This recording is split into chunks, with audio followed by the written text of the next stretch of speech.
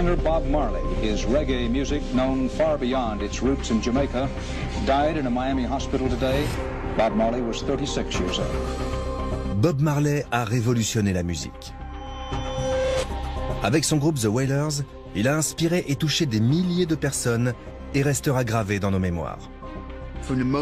Quand il arrivait sur scène, c'était un instant magique, électrique. Il illuminait subitement toute la salle. Bob Marley a vendu 75 millions de disques et a fait connaître le reggae au monde entier. Dans les années 70, il était l'artiste dont les ventes étaient les plus stables. Mais le 11 mai 1981, à 11h30, Bob Marley s'est éteint à l'hôpital universitaire de Miami, en Floride. Il était âgé de 36 ans. Depuis sa mort, les théories du complot impliquant le gouvernement américain n'ont jamais vraiment été expliquées. Bob Marley était considéré comme un personnage noir influent. La CIA s'inquiétait de ce que cela pouvait impliquer. Bob Marley était connu pour son amour du football et pour suivre le mode de vie Rastafari, centré autour d'un régime et style de vie très sain. Il est très rare qu'un homme aussi jeune meure de cause naturelle. Donc, je vais utiliser les preuves médicales pour découvrir pourquoi il est décédé de façon si prématurée.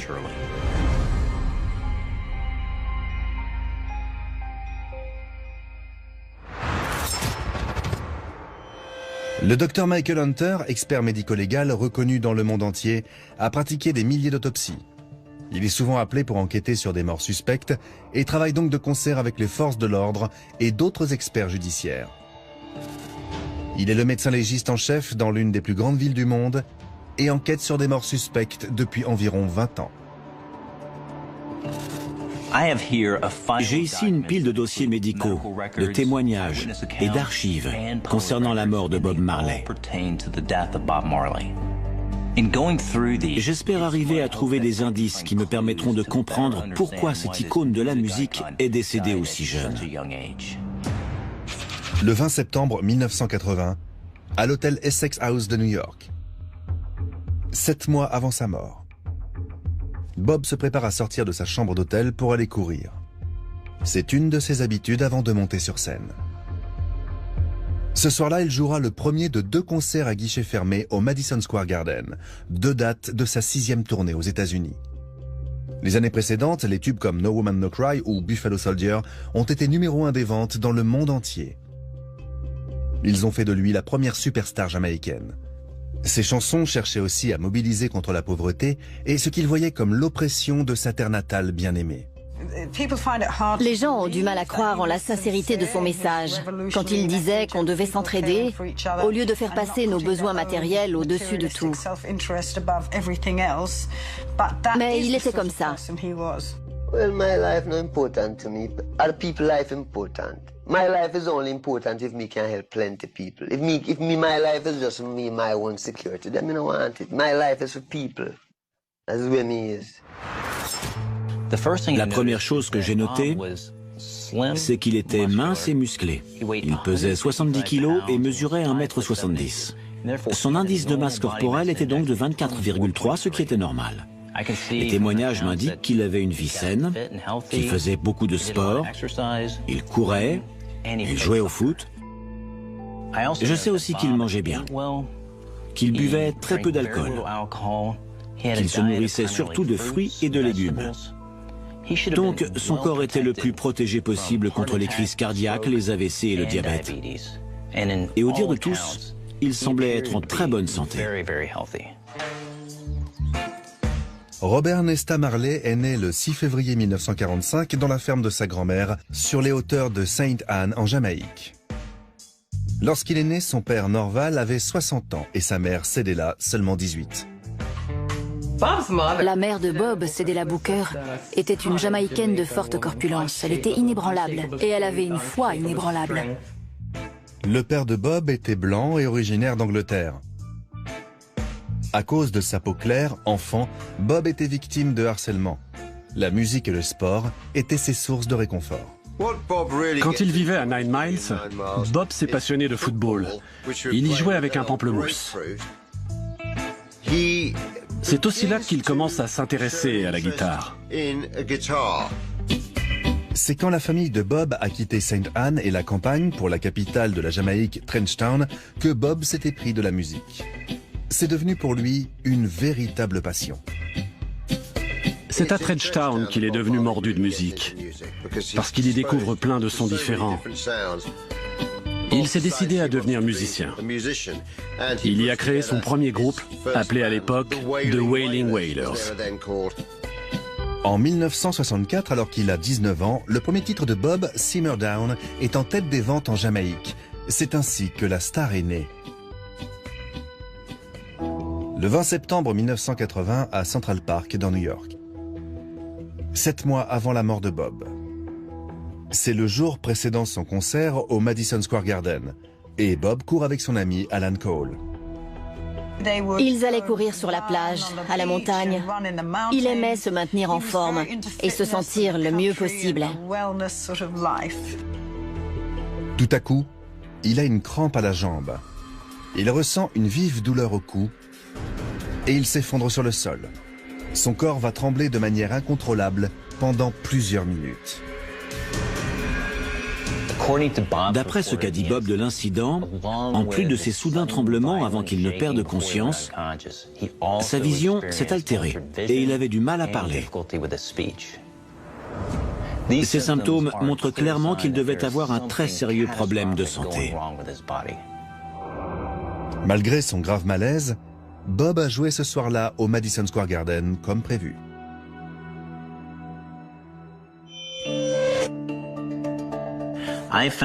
J'ai peut-être trouvé la raison de son malaise dans le rapport médical.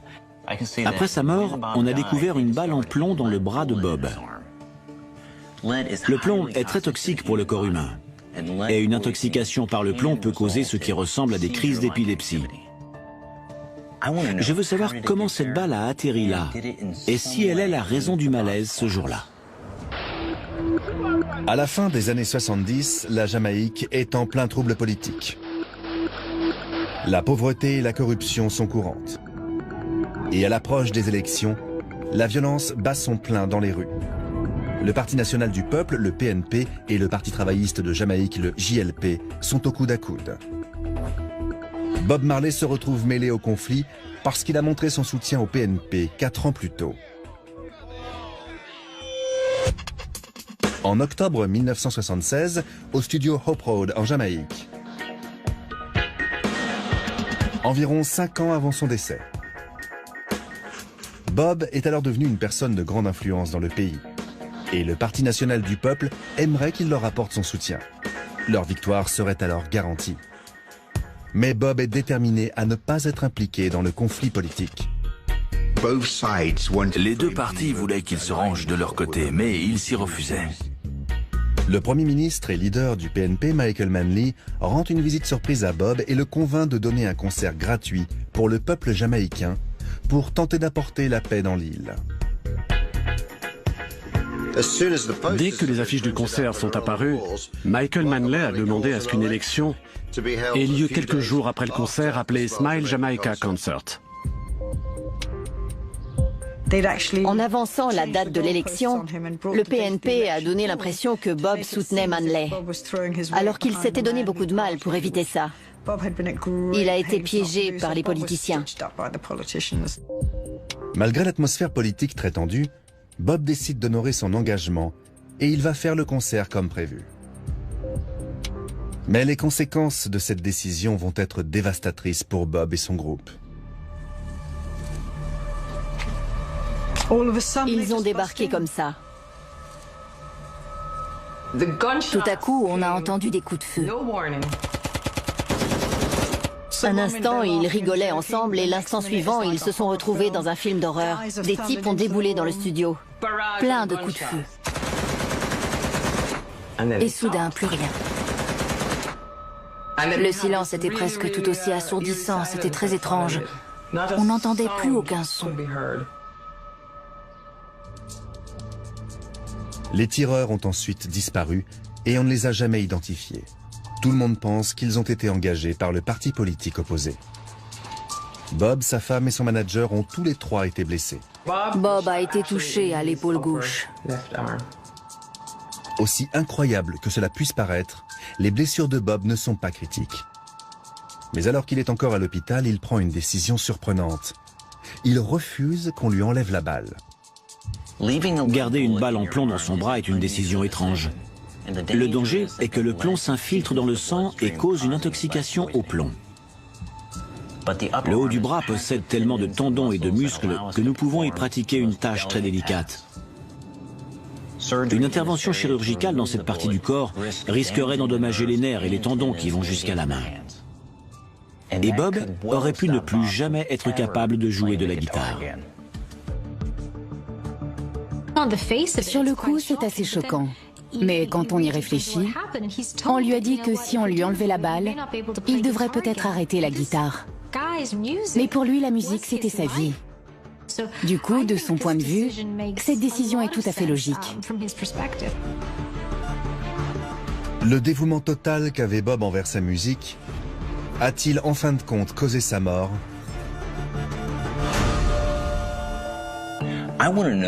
J'ai cherché à savoir si son malaise à Central Park a été causé par une tentative d'assassinat ayant eu lieu 4 ans auparavant. Il est possible que la balle se soit désagrégée et que le plomb se soit infiltré dans le sang de Bob avec le temps. Mais s'il souffrait d'une intoxication au plomb, il aurait subi d'autres effets, comme une faiblesse musculaire ou des nausées pendant des années. Et rien ne le confirme. Donc, je peux dire que le malaise de Bob n'était pas dû à une intoxication au plomb. Le 22 septembre 1980, à New York, 7 mois avant sa mort. Après avoir joué ses 2 concerts à guichet fermé au Madison Square Garden, Bob doit faire un bilan de santé suite à son malaise 2 jours auparavant. Les médecins s'inquiètent pour sa santé, ils lui font donc passer une série d'examens. Quand quelqu'un fait un malaise, on lui fait passer un examen neurologique. Donc, ils ont testé sa force, ses réflexes, sa vue, son audition, son équilibre, sa coordination et sa mémoire. Ils ont aussi examiné des scanners de son cerveau. Les médecins ont vite trouvé la cause du malaise. Bob a une grosse tumeur au cerveau. Une tumeur cérébrale est une masse de cellules qui se répand doucement dans le cerveau. La tumeur appuie sur différentes zones du cerveau et peut endommager les neurones, ce qui peut causer des attaques ou la perte de la vue. Voilà ce qui a causé le malaise de Bob. La grande question est, cette tumeur est-elle bénigne et peut-elle être retirée sans grandes conséquences? Ou bien est-elle maligne et cancéreuse? Et donc, peut-elle se répandre? Ou vient-elle d'une autre partie cancéreuse du corps? Les médecins font des examens pour déterminer la gravité de la tumeur de Bob. Mais il choisit de quitter l'hôpital pour aller donner ce qui sera sa toute dernière performance sur scène. C'était un concert vraiment extraordinaire ce soir-là. Ils ont joué toutes leurs chansons. En 48 heures, il a décidé de faire son concert comme prévu. Ça montre à quel point il s'investissait dans son art, à quel point ça lui donnait une sensation de liberté, ça lui donnait une voix et le sentiment d'être connecté à son public. L'obsession de Bob pour la musique a commencé lorsqu'il était âgé de seulement 10 ans. À cette époque, sa vie a été bouleversée. D'abord par le décès de son père. On pourrait penser que ça ne l'a pas touché parce qu'il n'était pas proche. Mais je crois que ce qui est mort avec son père, c'est aussi sa possibilité de se créer une identité. Il est raisonnable de penser que le fait que Bob soit orphelin de père était une de ses motivations pour avancer. Bob a finalement trouvé le sentiment d'identité qui lui manquait quand il a quitté la montagne pour le melting pot musical de Trenchtown. Le quartier de Trenchtown était un quartier difficile de Kingston, mais c'était aussi l'épicentre de la musique jamaïcaine. Il ne faut pas oublier que c'était un enfant qui avait toujours eu l'impression d'être un outsider. Et il finit par découvrir qu'il a un talent. Et grâce à la musique, on le reconnaîtra comme quelqu'un de talentueux. Il se plongeait toujours dans la musique, malgré les difficultés qu'il rencontrait. Le 5 décembre 1976, au National Heroes Park en Jamaïque. 2 jours après la tentative d'assassinat, Bob est de retour sur scène pour le Smile Concert. J'avais peur, j'étais anxieuse parce que je me disais que quelqu'un voulait se débarrasser de lui. Et la dernière chose à faire était de se montrer sur scène devant des milliers de personnes. C'était une situation dangereuse. J'étais contre ce concert. Le caméraman américain Carl Colby était aux côtés de Bob. Il filmait les événements. J'ai passé quasiment 4 heures à discuter avec lui. Et il semblait complètement abattu.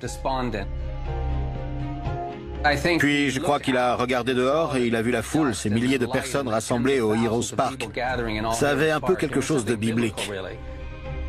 Il les voyait de la maison et d'un coup il a dit « c'est parti ». Le fait que 2 jours après qu'on a tenté de l'assassiner et qu'il a reçu une balle, il a décidé de faire ce à quoi il s'était engagé, ça en dit beaucoup sur sa force de conviction. Il était si engagé qu'il préférait tomber raide mort sur scène.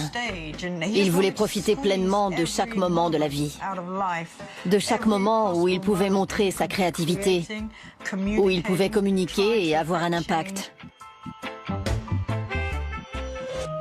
Le 26 septembre 1980 à New York, 7 mois avant sa mort, les résultats des examens confirment ce que tout le monde redoutait. Les examens révèlent que la tumeur est cancéreuse. Mais ils montrent aussi des grosseurs cancéreuses dans ses poumons. C'est logique, car les tumeurs cérébrales sont souvent des tumeurs secondaires, ce qui signifie qu'elles se sont répandues à partir d'une autre partie du corps. C'est grave. Ça veut dire que le cancer se métastase, se répand.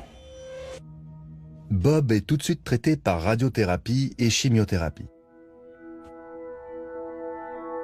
La chimiothérapie permet de contrôler et de détruire les cellules cancéreuses. Les patients perdent leurs cheveux parce qu'on cible les cellules qui prolifèrent rapidement, qu'elles soient naturelles ou cancéreuses. Et les follicules pileux font partie des cellules qui prolifèrent le plus rapidement. Avec l'avancée du traitement, ses cheveux commencent à tomber. Les dreadlocks de Bob faisaient partie de son apparence et de son identité.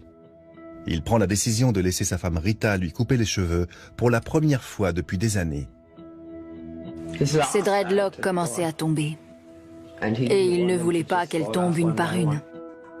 Toutes ces magnifiques photos de lui avec ses dreads représentaient sa religion, ce qui le réconfortait. Donc les perdre, ça a dû être terrible pour lui.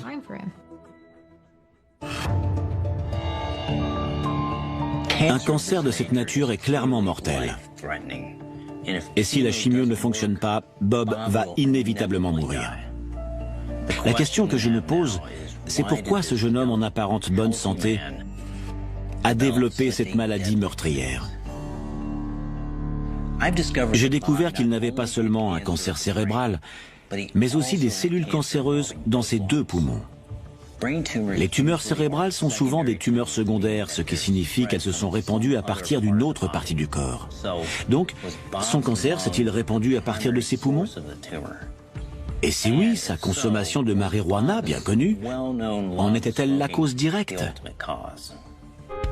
Bob Marley était un fumeur emblématique. Pas de tabac, mais de marijuana. Il a commencé à fumer de la marijuana après s'être converti au mouvement Rastafari à la fin de l'adolescence. Se découvrir Rasta a eu un énorme impact sur la vie de Bob Marley. Ça expliquait pour lui beaucoup de choses et ça lui donnait une mission à accomplir.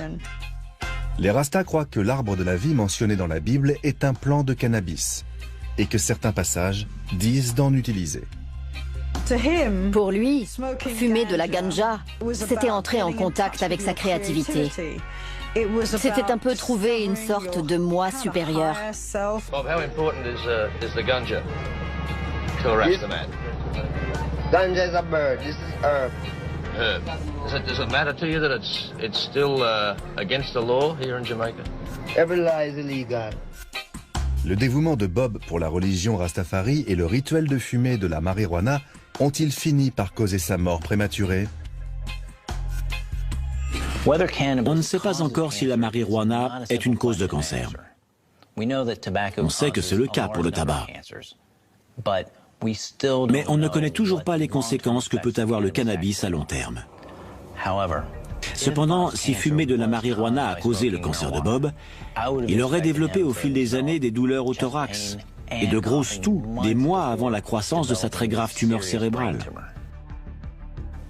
Mais je n'ai trouvé aucun diagnostic de problème respiratoire avant son malaise en septembre 1980.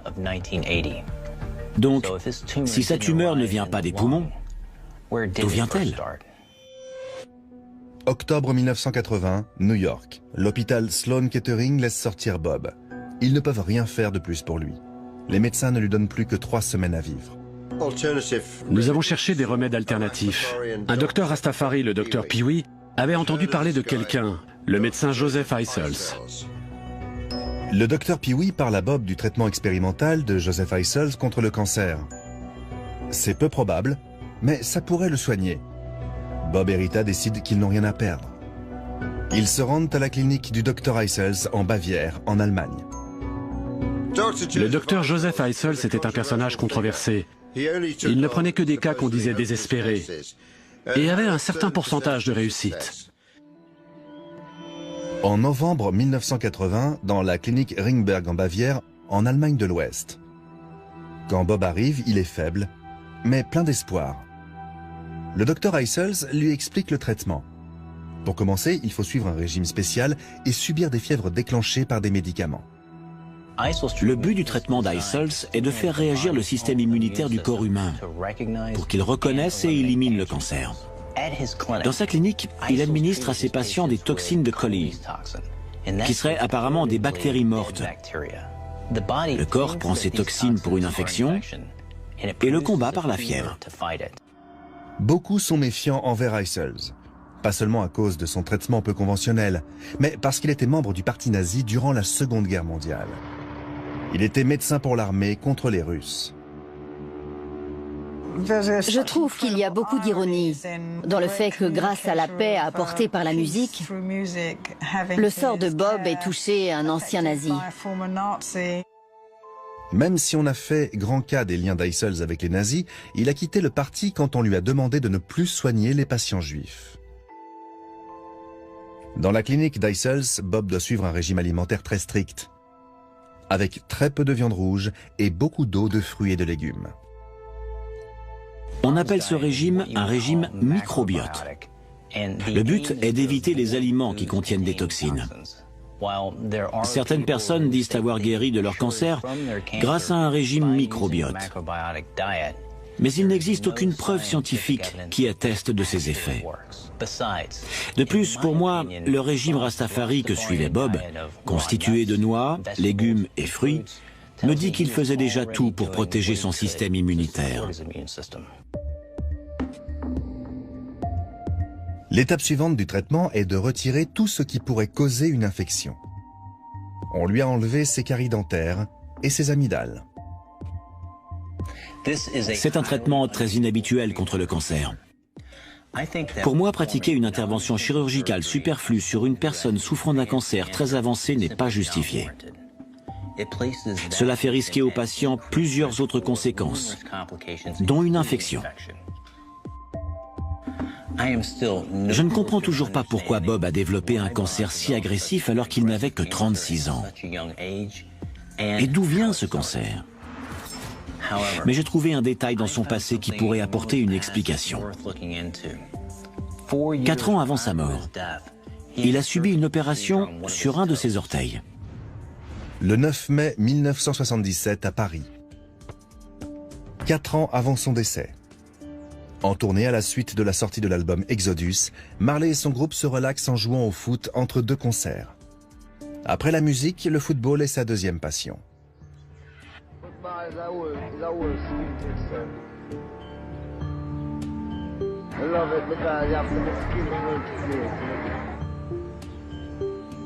Freedom.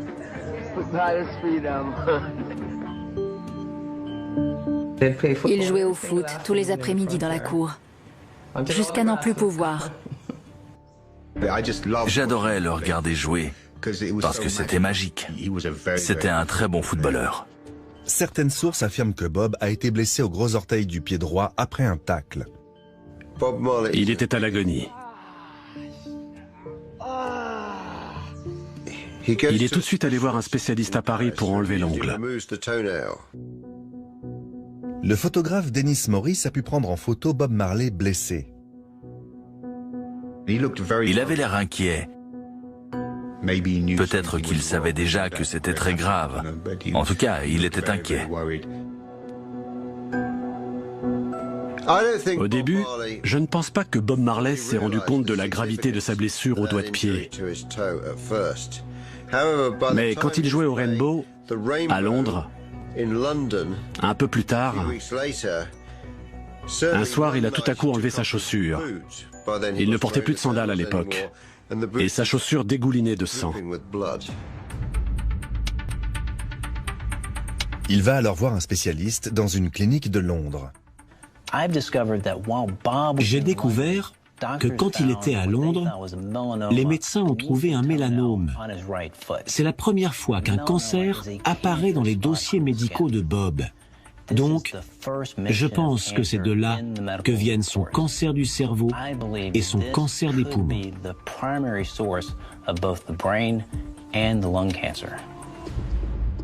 Les médecins anglais annoncent à Bob que son orteil doit être amputé. C'est le seul moyen d'arrêter le cancer.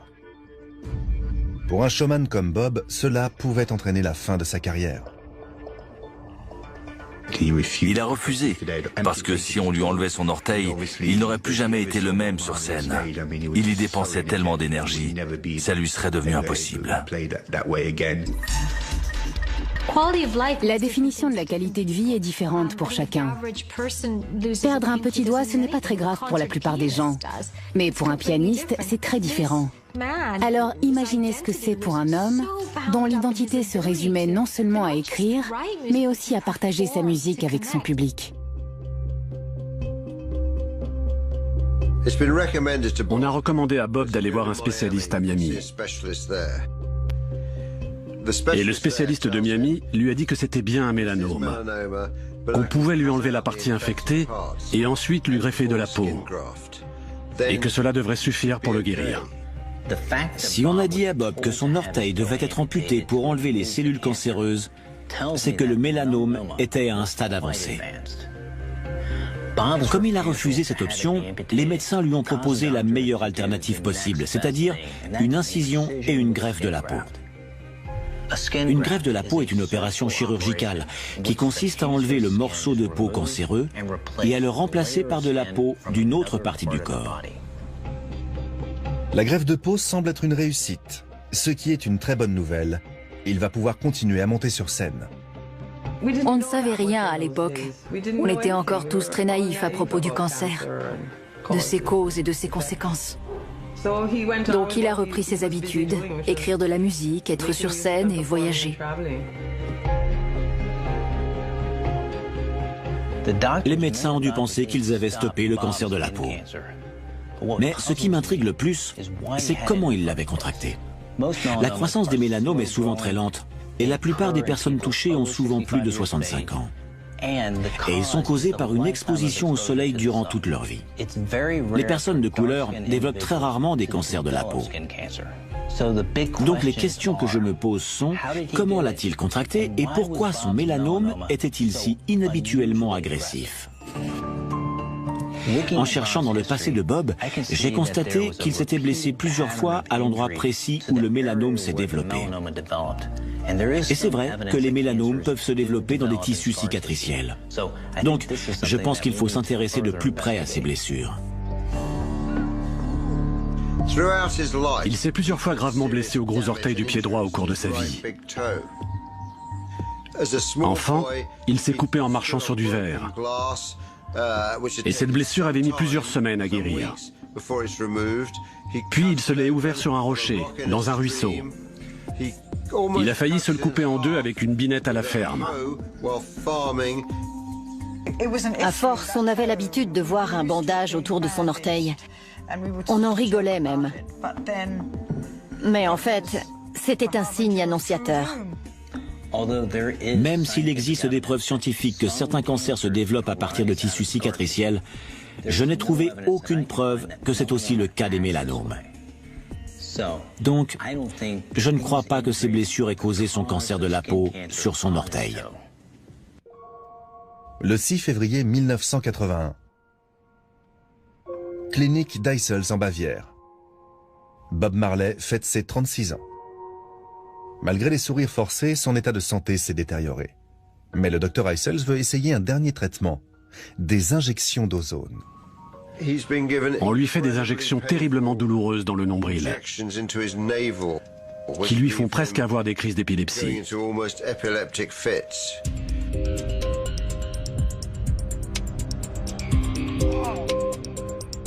Le but est d'augmenter la quantité d'oxygène dans le corps, le plus souvent en injectant de l'ozone à l'état liquide.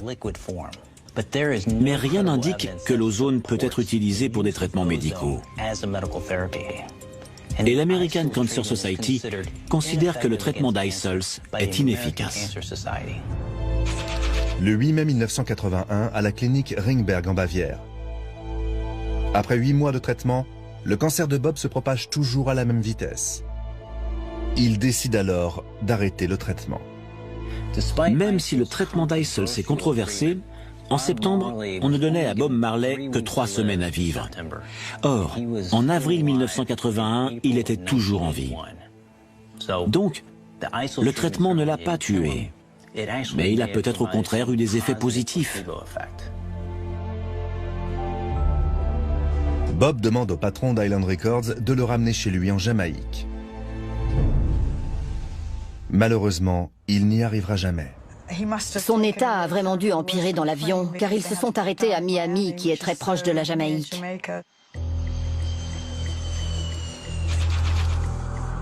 Le 8 mai, à l'hôpital Cedars of Lebanon, à Miami. Bob est dans un état critique. Le cancer s'est propagé dans tout son corps.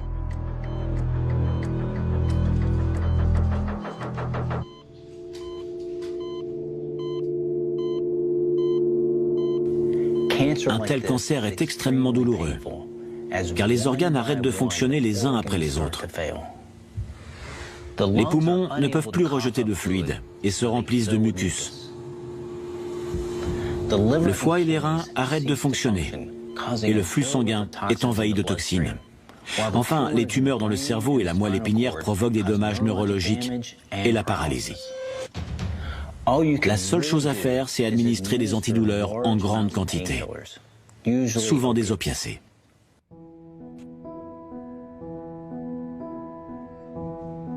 Le 11 mai 1981, Robert Nesta Marley s'éteint entouré de sa famille. Il pesait à peine 40 kilos. Le monde entier est en deuil. Je me souviens, à mon réveil, il y avait un flash info. J'ai regardé ma mère et tous les deux, on s'est effondrés. J'ai entendu à la radio, Bob Marley vient de mourir à Miami. J'y croyais pas. On a tous entendu la nouvelle et on est tous retournés à l'appartement. Et ce 11 mai fut très dur. Vraiment très dur. Je croyais juste naïvement que Bob était un individu tellement fort qu'il vaincrait ce cancer.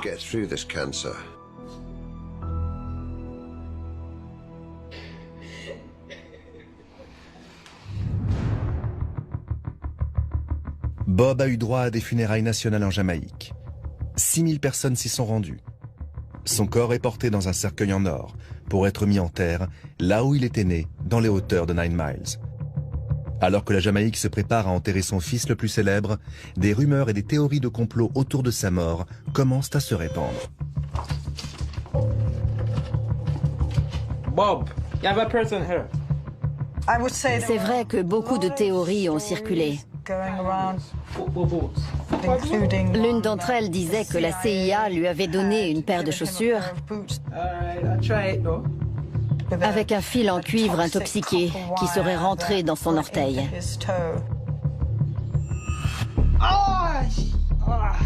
Certains pensent que c'est ce fil de cuivre intoxiqué qui a causé le cancer de Bob. Ils croient que les chaussures en question ont été remises à Bob dans les coulisses avant le Smile Concert en Jamaïque, le 5 décembre 1976. La Jamaïque était très proche de Cuba, qui était très communiste. Et à l'époque, le premier ministre jamaïcain, Manley, je crois, avait décidé de s'allier à Castro, ce qui a inquiété l'Occident. La CIA a tenté plusieurs fois d'assassiner le président cubain Fidel Castro. Se sont-ils donc aussi inquiétés du succès du chanteur révolutionnaire? La CIA a-t-elle tué Bob Marley avec un fil de cuivre intoxiqué? Ce que je sais, c'est qu'on lui accordait de l'importance. C'était un homme d'une grande influence qui donnait à des gens du monde entier un sentiment de liberté. Parfois, les pouvoirs en place ont peur de cette influence. Chris Blackwell d'Island Records avait dû se rendre à l'ambassade des États-Unis à Kingston. On lui a dit là-bas que les Américains surveillaient son chanteur, Bob Marley,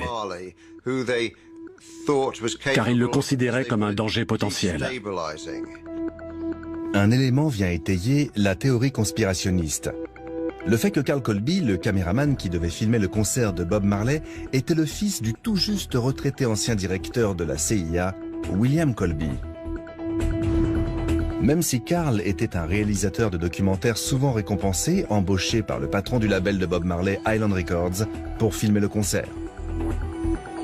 Pour beaucoup de fans de Marley, c'était une trop grosse coïncidence. J'ai été un peu perturbé quand j'ai vu qu'on me prenait pour un agent secret qui avait offert à Bob Marley une paire de chaussures de football empoisonnées. Je me suis dit que c'était complètement ridicule. Après, j'ai demandé à mon père, comment se débarrasse-t-on de quelqu'un? Il m'a répondu, il faut engager un professionnel qui n'a jamais mis les pieds dans le pays avant, qui s'en va 12 heures plus tard, il laisse l'arme, mais pas de trace de lui, ni aucune empreinte. En tout cas, on ne recrute pas le jeune fils d'un ancien directeur de la CIA qu'on vient de flanquer dehors. C'est une idée farfelue. Mais même si Carl Colby est un assassin improbable, est-il possible que la CIA ait quelque chose à voir avec le cancer de Bob Marley? Pour tuer quelqu'un avec du poison, en général, on injecte à la victime une petite quantité de toxines létales en la poignardant ou avec une toute petite flèche. Mais je ne connais aucun poison qui puisse engendrer un mélanome. Donc pour moi, les conspirationnistes ont tort.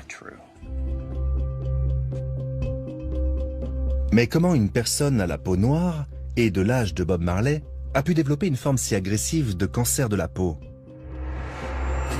Le docteur Hunter pense avoir trouvé la réponse. C'est l'endroit du mélanome qui m'a mis sur la piste. C'est rare que des gens de couleur en développent. Mais quand c'est le cas, 70% d'entre eux souffrent d'une forme très rare appelée mélanome acrolentigineux. Les mélanomes acrolentigineux se développent sur des parties imberbes du corps, comme la paume de la main, la plante du pied, ou possiblement sur le lit inguéal. Or, le cancer de Bob s'est développé sous l'un de ses ongles de pied. Je pense que c'est cette forme rare de cancer qui a tué Bob Marley. Mais ce n'est pas tout. Le docteur Hunter pense que le patrimoine génétique de Bob a aussi joué un rôle dans sa mort. Mon équipe est entrée en contact avec la famille de Bob Marley. Et ils nous ont confirmé qu'il y avait des antécédents de mélanome dans la famille. C'est une information pertinente, car toutes les preuves médicales indiquent que des antécédents familiaux de cancer de la peau sont un des plus grands facteurs de risque de développer soi-même un mélanome. Donc, malgré sa peau métisse, Bob a toujours risqué de souffrir de cette maladie. Sa seule chance contre ce cancer de la peau aurait été d'amputer son gros orteil. Mais pour pouvoir continuer à être lui-même sur scène, il a refusé. Lorsqu'il a subi l'excision, toutes les cellules cancéreuses n'ont pas été retirées. Et avec le temps, elles se sont répandues dans son corps, dans ses poumons et dans son cerveau. Son corps a commencé à lâcher. Et il a aussi sûrement développé un édème pulmonaire, ce qui signifie que ses poumons contenaient beaucoup de liquide. Donc, l'oxygène ne pouvant plus circuler dans son système, il y a eu insuffisance respiratoire.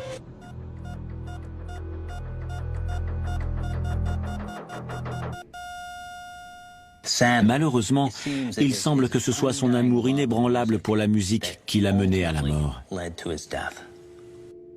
La mort de Bob Marley nous rappelle que n'importe qui, peu importe son âge ou la couleur de sa peau, peut développer un mélanome.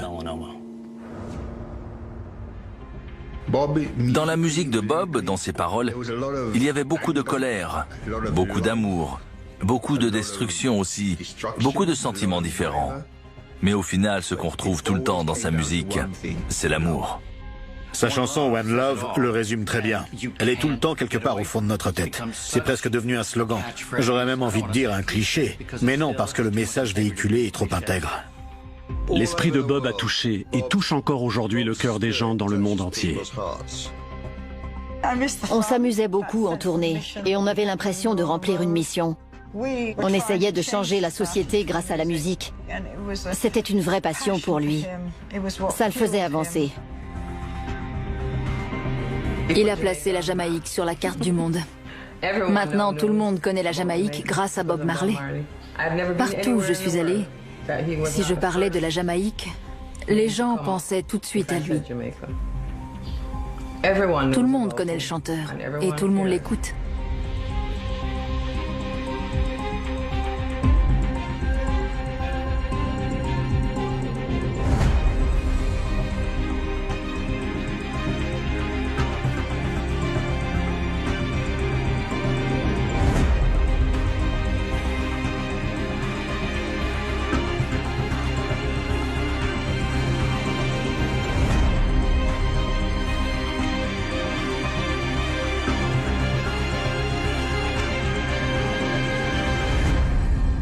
Potato.